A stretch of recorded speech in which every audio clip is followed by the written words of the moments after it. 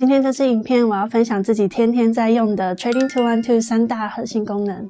如果你有看我的第二支影片欧元现金搬家决策，你就会知道要把欧元现金放在哪里才能领最高的利息。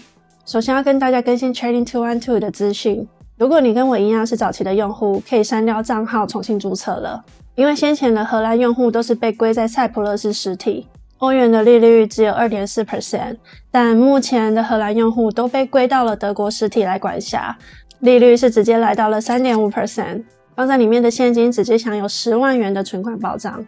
我会把最新的 Trading212 专属注册链接放在资讯栏，使用链接注册并储值就可以得到最高价值100欧元的股票。嗨，我是巧，我在2020年底来到荷兰念 MBA， 在来到欧洲之前，我曾经在台湾担任6年的自营交易员。来到欧洲后，因为手上有欧元，所以理所当然的想要找欧洲的交易平台。当初研究了好几个交易平台，没想到在研究的过程中，意外发现了 Trading212。除了做交易外，它的功能非常的强。撇除大家最常用的券商功能之外，回馈有给到 2%， 每月的上限是15欧元，也就是每个月你可以刷750欧。只要你注册在德国实体，这个回馈可以持续到7月底。当你在我的第一支影片欧元付款决策中走到只能付欧元，但是又能感应刷卡时，我都是直接使用 Trading212 的卡片付款。像是在土耳其超市买东西，或是像你在餐厅吃饭只能用 PIN 结账时。可是 Trading212 最近突然改变规则了，而且改得有点不是很方便。官方公告说8月1号回馈会改成 1.5%， 而且你还要完成2大任务才能拿到这个回馈。第一个任务是你要在 App 里面开启投资现金回馈的这个功能。投资现金回馈就是把你拿到的现金回馈投资在你指定的投资组合里，有点像是变相的定期定额的概念。那第二个任务呢，你必须绑定一个订阅制扣款，像是 Netflix 或是 Spotify、iCloud， 而且不包含年度或是不定期付款。如果你没有完成这2个任务，回馈会直接归零。那我来带大家看一下实际的状况。我这几天才刚删掉旧账号，然后在德国实体开了一个新账号，欧元活存真的变成了 3.5%， 之前我的 App 是显示 2.4%， 美金的部分是维持在 3.3% 不变，刷卡现金回馈的部分是 2%， 直到7月底，8月1号之后是 0.5%， 这也跟官网公告的会归零不一样。老实说，我看到这个规则的时候，我觉得在欧洲拿现金回馈其实是蛮辛苦的。所以如果你有在欧洲每个月订阅付款，你可以直接将一项订阅移到这张卡片，一样可以轻松拿到 1.5% 的现金回馈。如果你没有在欧洲订阅任何东西怎么办？没关系，这张卡片其实不用一定要拿来消费，我们可以把它纯粹的当成躺着领利息的多币别活存账户，以及出国旅游时的消费卡片。这就要聊到它的第2大核心功能，强大的换汇功能和多币别账户。Trading212 提供了12种的货币直接持有，而且它使用的是银行同业即时汇率，它不会在汇率里面偷偷加点差。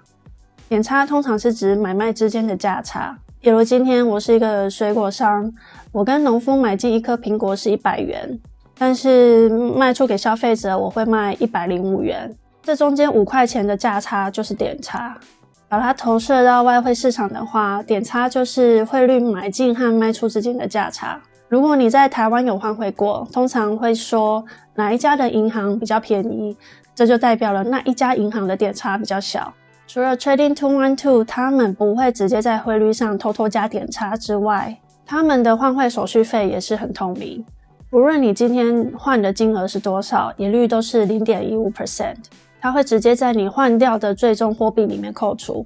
既然聊到换汇，为什么比起其他平台，我更推荐 Trading212， 而不是大家常用的 Revolut 或者是 Wise？ 这3个平台其实我都有使用，我们可以直接来看实际的操作。假设今天我要拿1000欧换成美金，我们来看最后可以拿到多少美金。拿到最多美金的平台就代表它的价格最好。我们先来看 Trading212， 1000欧元它可以换到 1134.38 美金。Revolut 可以换到 1133.55 美金， Wise 的话可以换到 1131.2 美金。Wise 就直接淘汰了，因为他拿到的美金是里面最少的。虽然 Revolut 和 Trading212 拿到的美金是差不多的，平日换1000欧也差不到1美金，但仔细看你会发现 Revolut 的汇率其实比较差，因为它本身的报价偷偷加了点差。表面上 Revolut 是声称它没有换汇手续费，实际上它是把利润灌水在汇率里。另外，免费版本的 Revolut 其实还有2个限制。第一个限制是只要你在周末换汇，它会加1% 的费用，但这还没完，它有第2个限制。免费版本的账号，你的每个月的换汇额度只有1000欧，只要超过这个额度，后台一样会帮你加上1% 的费用。所以为了方便起见，只要有换汇的需求，我都会使用 Trading212。那如果我今天带着 Trading212 还有 Revolut 的卡去到英国或是美国，那我到底要使用哪一张卡？这边分成2个情况。第一个情况是你的账户里面已经有当地的货币，比如说你已经有英镑或是美金在你的账号上，在这种情况下，其实刷这2张卡都是一样的，因为它单纯的只是从你的账号扣掉存款的概念。第二种情况是你的账号里面完全没有对应的货币，这时候我一样直接推荐你使用 Trading212 的卡。还记得刚刚讲的 Revolut 的免费账号的2大限制吗？当你刷卡时，这2大限制也是直接套用的。周末的时候你会被加 1% 的手续费，超过1000欧的使用额度你也会被加 1% 的手续费，而且 Revolut 的汇率都是加了点差，所以它的价格永远都会比 Trading212 贵。但你可能会有疑问， Trading212 不是有 0.15% 的手续费吗？在刷卡的系统下无手续费。当你在国外使用 Trading212 的卡，它的系统一样会使用银行同业的即时汇率帮你换成对应的外币去扣款，而且完全没有手续费。接着你还可以拿到 2% 的回馈。所以如果你的账户只有欧元，除非你预期未来的汇率会有大幅度的波动，你想要锁定汇率，否则我会建议你出国旅行的时候你就直接刷卡，不要在 App 里面先换钱，因为你在 App 里面换汇是要手续费的，但直接刷卡是免手续费。躲避别的签账卡其实还有另外一个功能，如果你平时也有在使用 eToro 的平台做交易，你会发现平台的计价货币是美金。如果你直接使用欧元电汇过去，或是在平台上刷欧元入金， eToro 的做法是它会直接帮你把欧元换成美金，但是这个汇率非常的不好。我的做法是这样，第一步我会先在 Trading212 把欧元换成美金，我会花 0.15% 的手续费。第二步，当你换好美金之后，你打开 eToro 的平台，入金的方式选择金融卡、信用卡。